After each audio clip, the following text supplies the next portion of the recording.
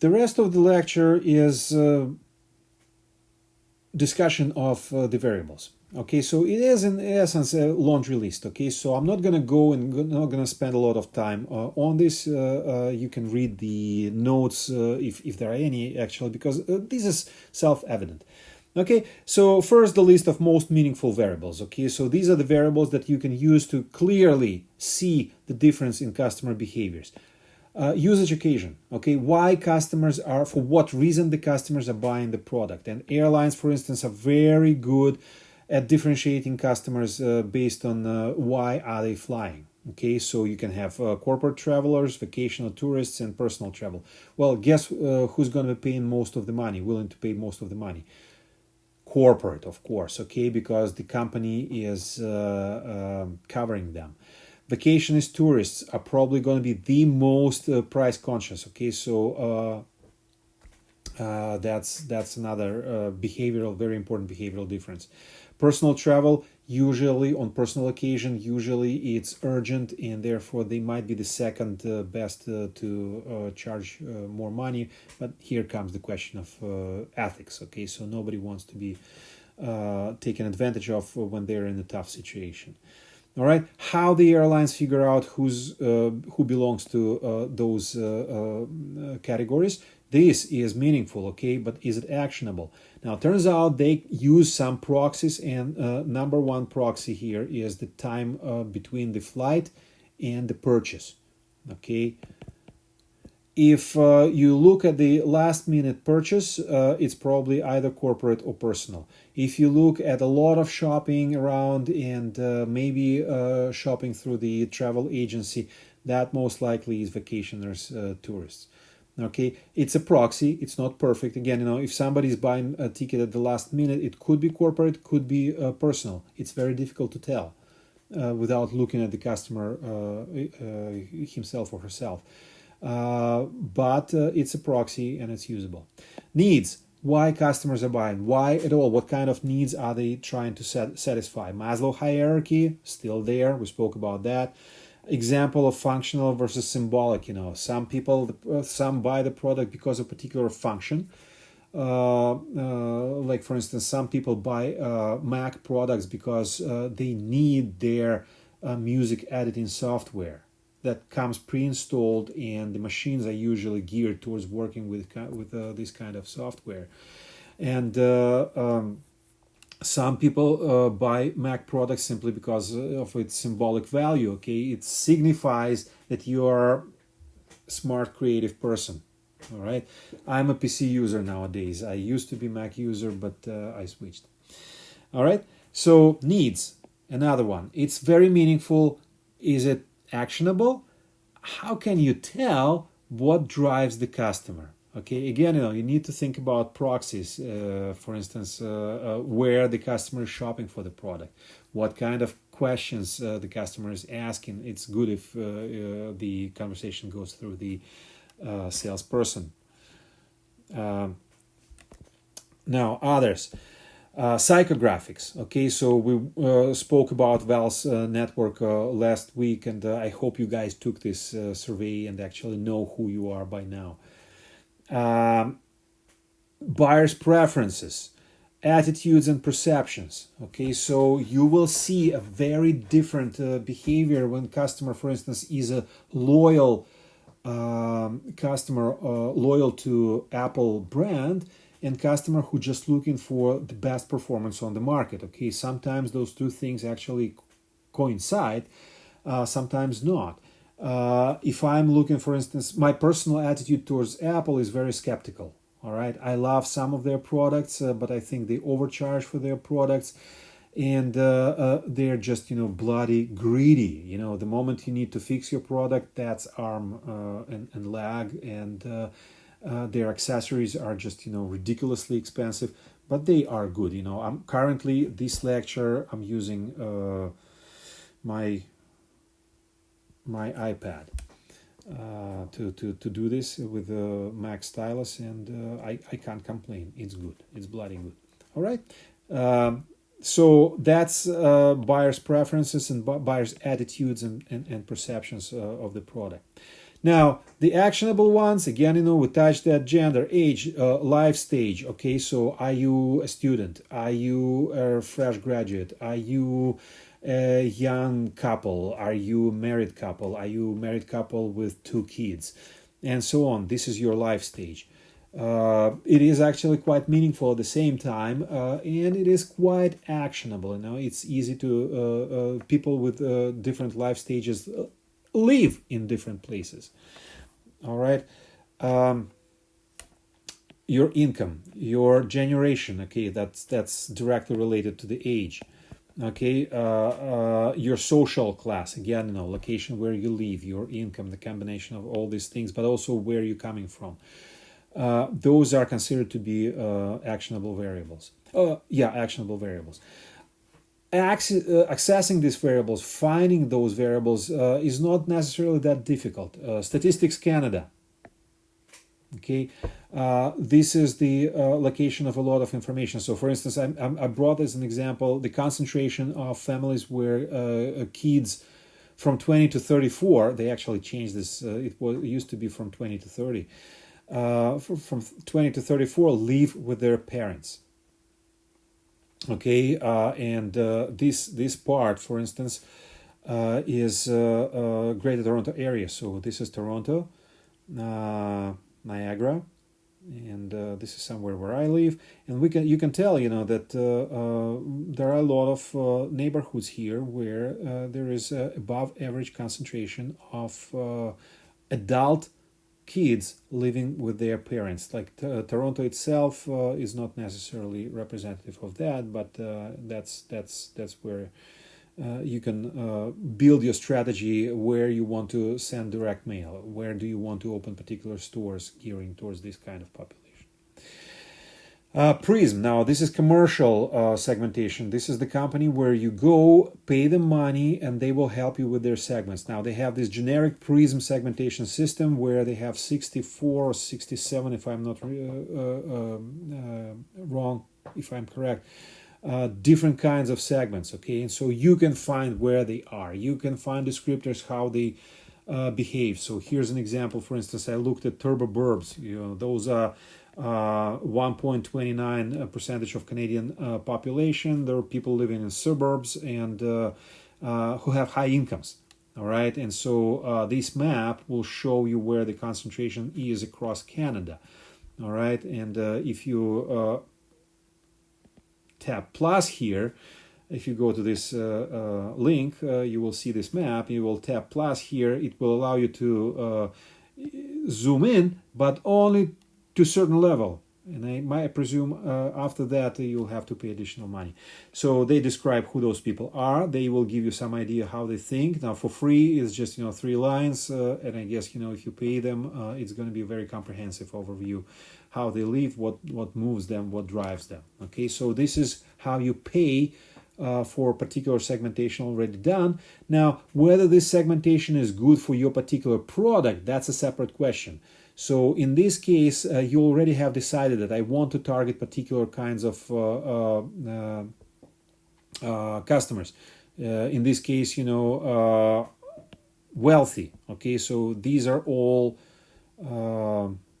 people with money, and so you can go to Prism. You can get different information about how to talk to those people, and you can find where they tend to live. All right. Purchase behavior, customer life stage, where the customer is in relation to your product. Okay, are they aware of your product or they're not aware of your product? You will talk to those people differently. If they're aware of your product, did they not try your product? Again, a very different conversation. If they tried your product, they didn't like it, or maybe we don't know yet, or they became repeated customers. And even within that, there are still different segments: loyals, switchers, people who are pursuing just coupons, deals, better deals, and so on. Loyal to other company who just happen to keep buying your product for whatever reason. Okay, and an example here: if they're loyal, light users, regular users, heavy users. Okay, so also different groups of people. Okay.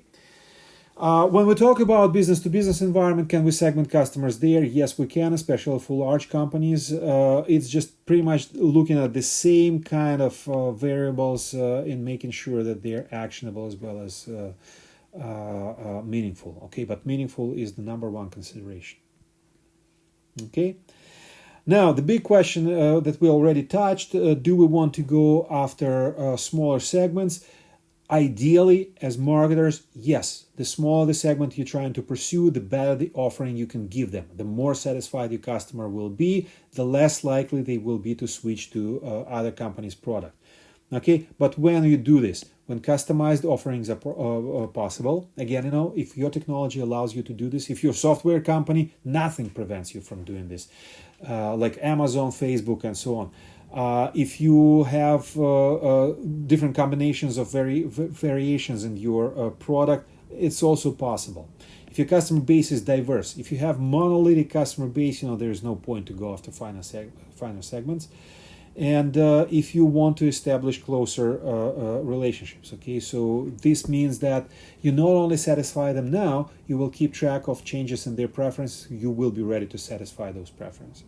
Okay, so that brings us to micro-segmentation, mass customization, and variety-seeking strategies. Okay, so these are approaches to following your smaller segments.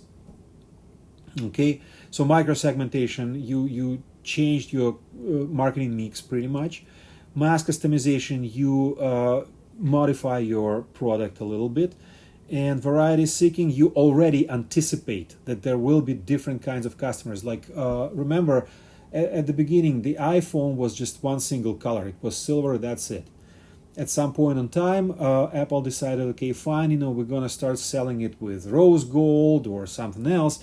And that was variety seeking. Okay, so it wasn't product customized for the customer. It was product that expected that some customers would be looking for slightly different external characteristics of the product.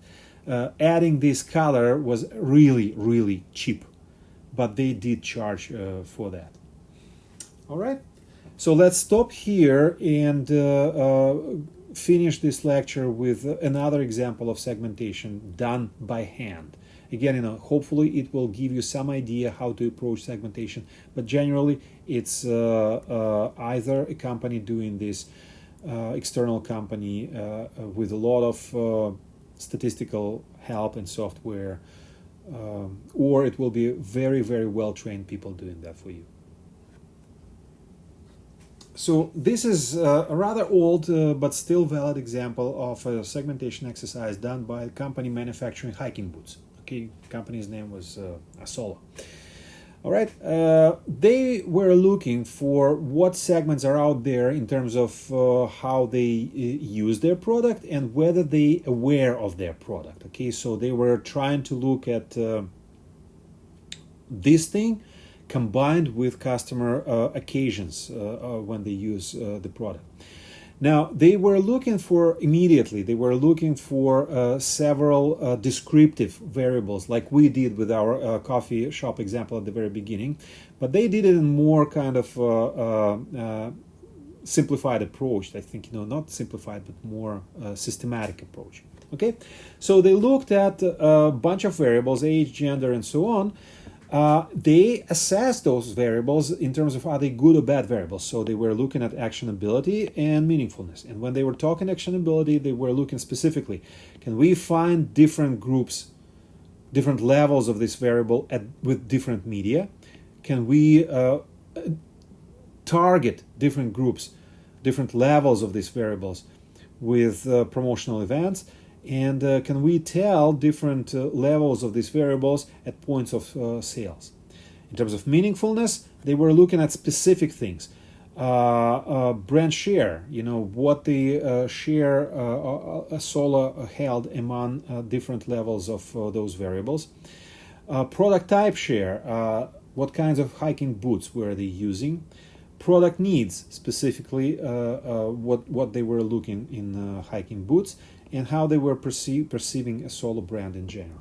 Okay, and so they picked up several variables. Can you guess from looking at this market frame? This thing is, by the way, called market frame. It's a combination of several variables. How many variables did they select? Again, keep in mind, do not confuse variables with levels of variables. Okay, is that a variable or a level of a variable? It is a level of a variable called age. Okay, those two, are those a variable? Yes, it's one variable called gender. What else do we have here? Male, female, still here male, female, it's still gender. This is money. This is the income. All right, so that's another one. And actually there is one more variable here. Okay, we might not immediately see it, but it's here. This is it. And that's occasion. Okay, so how many variables? 1, 2, 3, 4. 4 variables.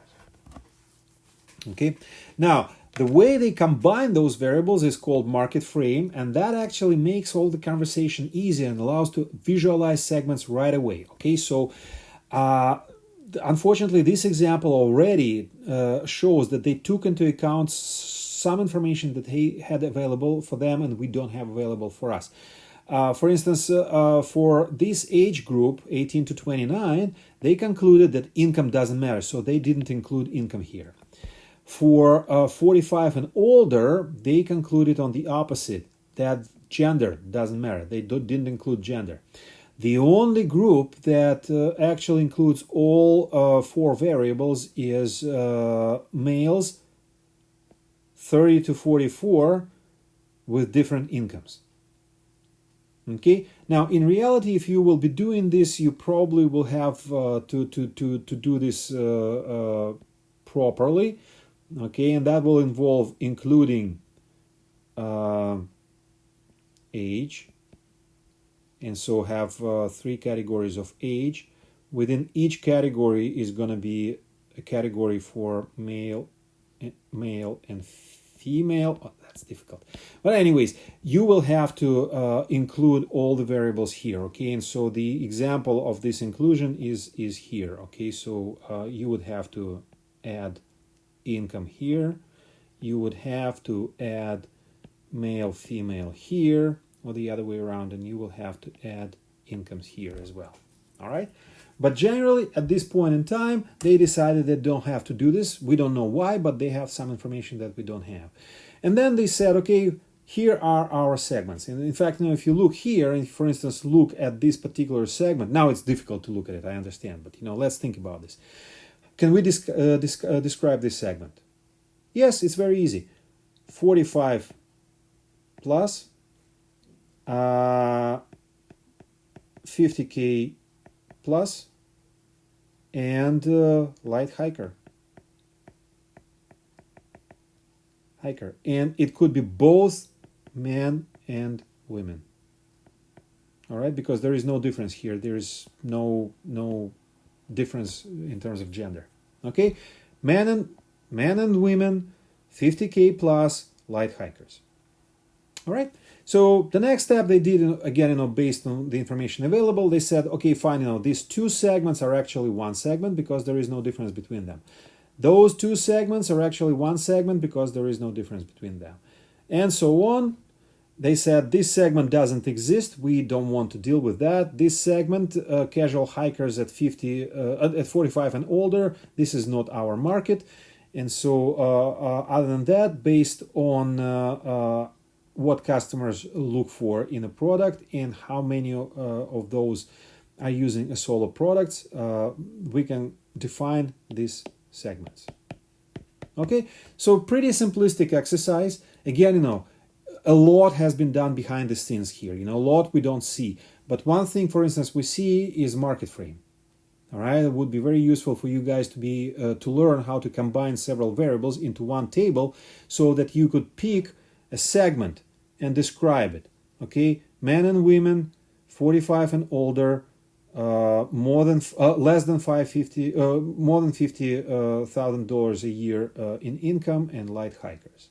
Okay, so pretty simple. All right, now few words about Markstrat before we finished. In Markstrat, segmentation, thank God, is done for you. All right, so you only need to rely on the segments that are given to you, but the preferences of those segments are evolving. They are not in the same place. And what, by the way, what defines the preference of a segment?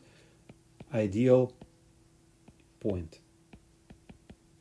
Okay, so for each feature, for each dimension, each segment has its ideal points. All right, and those ideal points will be drifting. And so you need to keep track of this drift because this is your market trends. This is the changes in your customer preferences. So every time you discuss the customers, you need to say, you know what, compared to the previous round, customers are looking for cheaper phones and they're looking for fewer features. They want to pay less money. They want fewer features. And for a different segment, the drift can be in a different direction. Okay, so you need to analyze those and you need to understand because that will tell you what kind of product to prepare for those customers in the future. Okay, sizes will change, growth rates will be changing, and preferences will be evolving. So these are the things that you need to keep track of. Right, so that's the end for today, and thank you for listening for this.